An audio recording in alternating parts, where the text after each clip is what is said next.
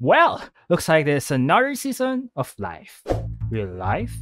I mean SMP, where we try to totally not kill each other and survive. But this time with our buddies. Speaking of buddies, are you my buddy? Nope. Soulmate? Nope. Oh, partner? Nope. Daddy? Are you my lover? Nah. But if you want to, I could be your loving partner in life. Bruh. Huh. Seems like I've literally asked everyone in the server. With the only exception of... Oh! I think I just took some fall damage there. Well, anyway. Hi, Grian. Were you able to find your strong, reliable, loving soulmate yet? Cause I have yet to find my partner in life. Oh look, it's Jellie. But thick.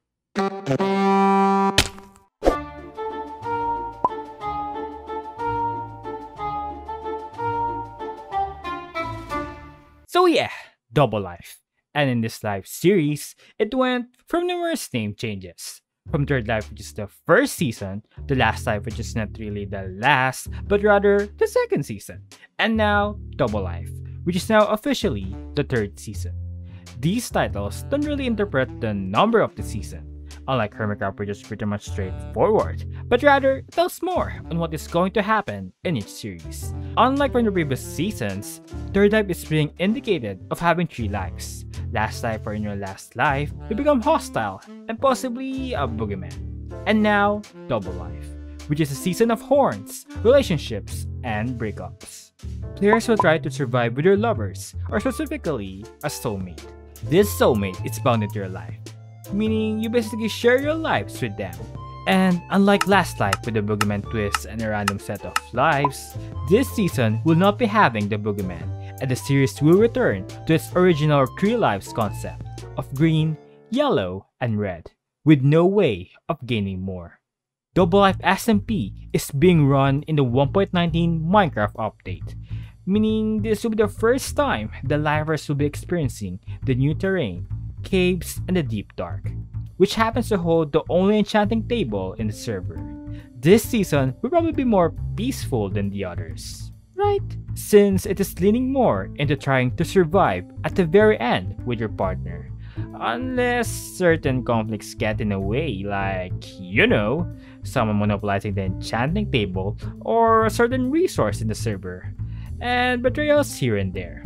Anyway, with the whole new concept of soulbound soulmates buddies thing, the players went into their own journeys, locating their partners in life. First up, we have the chaotic duo, the Boat Boys, with Etho and Smallishbeans. They live in a ship called Relation, which is, by the way, very flammable. In day 1, they pretty much went on around the server, flexing their skills, raiding farms, dying to an Enderman, and basically just bringing chaos around the server with the other chaotic duo, who happens to be their neighbor, and that is the Desert Duo. So, the history with this duo is that it goes way back in Season 1, where Scar lost his life to a creeper prank made by Grian, and Grian basically felt guilty that he swore on oath to Scar to serve him in his green life, which he later on regretted. And this time, that when he realized Scar was his soulmate, he immediately went on showing the 5 stages of grief. But Scar, on the other hand, well, he didn't realize it firsthand and basically was confused in the whole soulbound situation. Hey Scar, I have something to tell you. Stand over here. Oh? Well, what is it? What could be possibly more important than my beautiful soulmate Jellie Panda? Oh. Yeah, I kinda said the same thing. Well, anyway, so now we are soulmates. I was thinking about... Oh, Jelly Panda, you're so cute. In the day 2 session, they pretty much got distant with each other, with Grian being a secret admirer to Big P, and him banning Jelly Pandas inside the spiky fort, which happens to look like a big flammable cake that made Scar to make a whole separate flammable area for his Jelly Pandas. And he might have been working with Pearl lately with giving ideas of torching their soulmates. Next up, we have the people of the ranch, the ranchers, Tango and Jimmy. How they met? Well, it was kinda awkward. And they eventually move on and become basically the farmers of the server, who built a relationship in gathering food, getting a horn to be accepted in the horn club, and also they're building a ranch. They happen to lose the goats in their possession, and also they stole Scar's horse. And we know what happens when you steal something from Scar. He will go into a rampage. Scar retaliated and laid siege into the ranch stronghold and burned the place, which made the ranchers, specifically Tango, to get angry. Next up, we have the gossipers of the server, or simply the homewreckers who wanted to plant seeds of doubt against the other lifers, B-Dubs and Impulse. This duo is probably one of the most stable relationships at the moment, with them setting their marriage with the clock. In order to win the competition, they went on by simply deceiving the other players into thinking their own soulmates are against them. Hey, Etho, you know your soulmate Joel, right? Yeah, he's definitely against you. I mean, you could always come to her side and will become the totally better friend to you, right? Bruh, I'm his #1 fan. Oh. Well, so am I. They were able to sort of deceive a lot of people until they met Cleo, who happens to see through into their lies and basically pulled an universe card at them.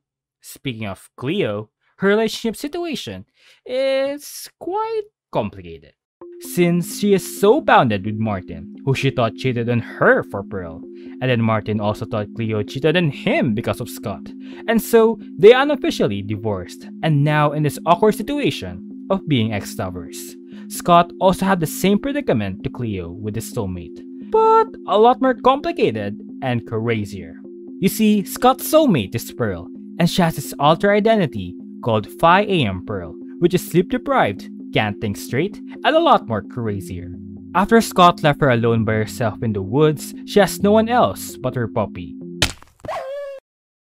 And then her puppy is dead, and so she went crazy.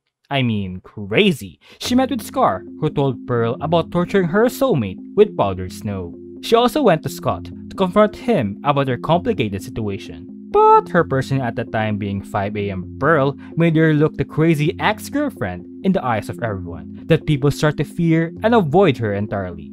But there are still some people who remained faithful to her, and she was initially accepted by the Box Boys, who gave her a new puppy, Brandog and Big B, in her box fortress. But yeah, 5 AM Pearl kicks in that she has this great idea of stealing their horse. You know, just a friendly prank, which became a not so friendly prank since it made Brandog accidentally look at an Enderman and lost their life.